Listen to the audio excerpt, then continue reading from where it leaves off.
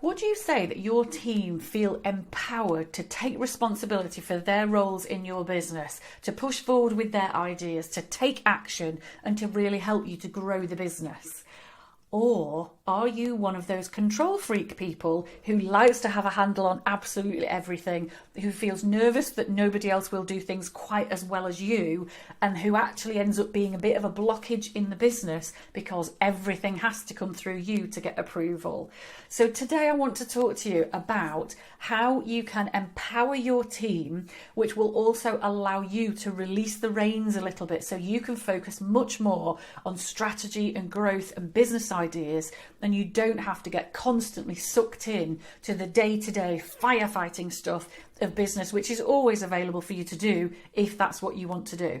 Now, it may be that you're listening to this and thinking, well, actually, I don't have a team, but perhaps you have external suppliers. Maybe you have virtual assistants, graphic designers, marketers, accountants, loads of people that actually help you in your business. You can still view this that I'm talking about this week, you'd still view this advice in terms of your external team as well as your internal team. So the most important thing you can actually do to empower your team or your suppliers is demonstrate that you trust them.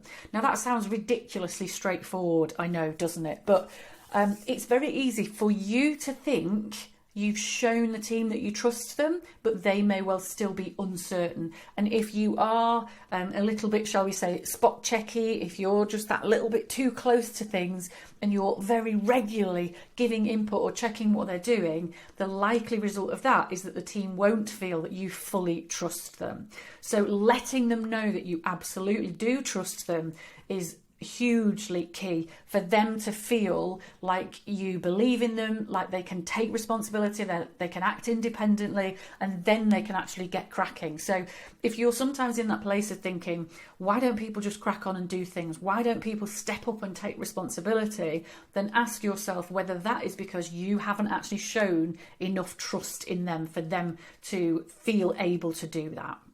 So in order to back up that trust and to make you feel more confident about letting them get on with things, what you really want to do is back things up with systems and with processes. As long as you have a very clear way in your business of monitoring and tracking progress, understanding exactly where everything is up to with each customer, if you've got a system where you can always go and check where things are up to, nothing disappears off down grids and cracks and things like that. There is a way to record the work that is happening. There is a clear process of which step happens after which step happens after which step. Then you will feel far better able to take that step back, to release your team to actually crack on and do that work for you. So show them your trust, but also back that up with systems and processes so that everybody feels confident, they know exactly what needs to happen, and there is a way of keeping track of that. It's also really key that you accept the fact that nobody will ever do things the way you do. Probably nobody will ever do things what you will view as well as you do. But you just have to understand that if you are going to hang on to doing everything in business because you're the only person that can do it perfectly, then what you're actually going to do is just thwart the business. You are going to stifle it, and you're going to stifle you and stifle the team as well. So you have to accept that nobody is ever going to do things exactly the way that you do them. But do you know what? Different might actually be better. Some of your clients might actually like the way that your team does things better than you. I know that's like a knife through the heart, but it is actually possible that different is not worse, might even be slightly better. And focus. The final thing that you can do really is focus on you working at the right level and encouraging everybody else to work at the right level. Because one of the biggest ways to hold your business back is constantly getting drawn in to working at things that do not need your level of expertise.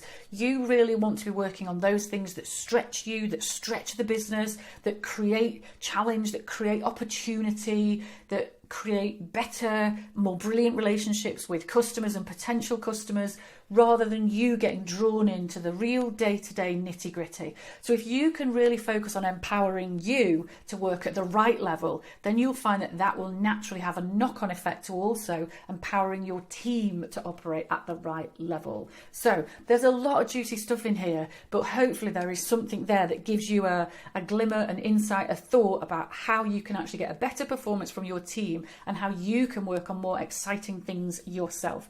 If this is something you know you need a little bit more help with, then get in touch with me and I would more than happily come and work with you and potentially with your team as well to get you all working brilliantly at the right level on amazing opportunities.